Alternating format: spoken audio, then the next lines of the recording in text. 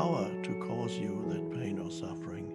You'll also discover the amazing truth. You will discover it experientially within yourself. You can verify what I'm saying now by becoming aware of situations in your life and observe how when you become unhappy in situations, unhappy in whatever form, unhappiness takes on many forms, whether even irritation is a small form of unhappiness, irritation, anger, resentment, many kinds of unhappiness, self-pity, and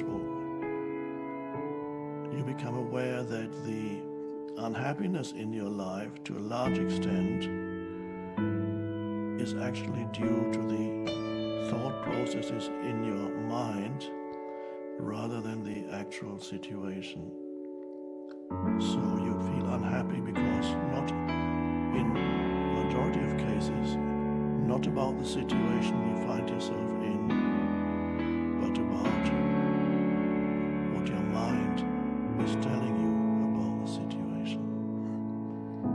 I often give the example of being in a lineup, either at the airport or in a supermarket, and it's not moving, and there's some kind of delay because people are not too slow, not efficient enough, and easily people get irritated, angry, upset in situations like that. And this is just a minor example. And they believe that they are being upset because of the situation. However, if they looked more closely into the origin of unhappiness, they would find that they're not unhappy because they're standing there in line. They're unhappy because their mind is saying that it is a bad situation to be standing there in line. It says all kinds of things. The voice in the head comments. If you could be aware of this, if you were present in that situation, you would become aware of what your mind is saying.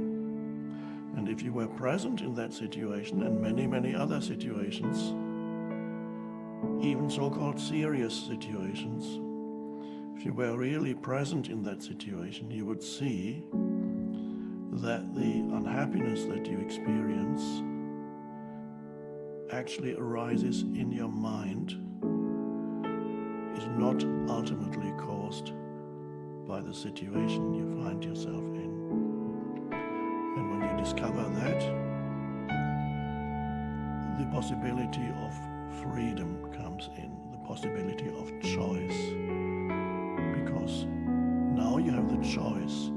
Do I want to continue thinking these thoughts and feeling unhappy, or would I rather be free of that unhappiness in this situation? And then presence arises more strongly, and suddenly you accept this moment as it is, because there's nothing much you can do, and there's a complete shift in the way in which you experience that moment. You'll be free of the burden of unhappiness. This is just one small example of how presence can actually transform your life. And of course, talking about relationships, when you no longer judge people continuously through the conditioned mind, you experience many changes in the way in which you relate to other human beings. So I would suggest to you that the most important thing that can happen to you in this lifetime is to undergo this shift in your life so that you're no longer at the mercy of the conditioning of your mind, which has been conditioned through your whole upbringing, your childhood, many influences. And so instead of being at the mercy of the conditioning of your mind, and there's no freedom in that, suddenly the possibility arises of transcending the conditioning of your mind and actually becoming free. And that's why the term liberation is sometimes used in various spiritual traditions. Becoming free, becoming liberated. Liberated from what? Liberated ultimately from your own mind. And then you're able to use your mind and your thinking ability in a much more effective way. What changes is that you are no longer used by your mind, but you are using your mind. And that's a vast difference. When you are identified with that continuous stream of thinking, that ultimately you are not thinking, the thinking happens to you, you don't even know it. You identify with it and you think it's you thinking, but it's just the conditioned mind thinking in you, and you give it a sense of self. But there is really no self in it, as the Buddha already pointed out a long time ago. So there is a shift from being self-identified with the stream of thinking, then discovering that there is a stream of thinking in you, discovering that very often it interprets reality in a certain way that actually produces suffering for yourself and others. And then discovering that you can be free of it. And coming back to the example I just gave just now, simple situation. You're standing in line at the airport or the supermarket, getting very upset, and you discover you can actually be free of unhappiness in that moment by not adding a dysfunctional mental commentary to the situation.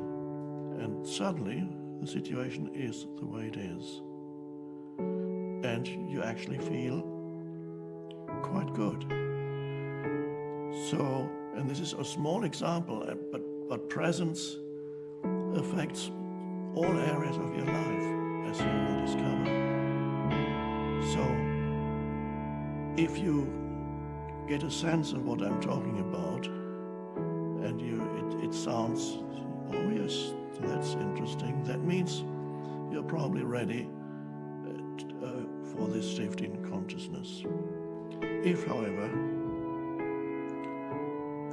you have not the slightest idea of what I'm talking about, and it sounds like a load of nonsense, that probably means you're not quite ready yet, and won't try to convince you that you should be ready. And it also means that you just need a little bit more suffering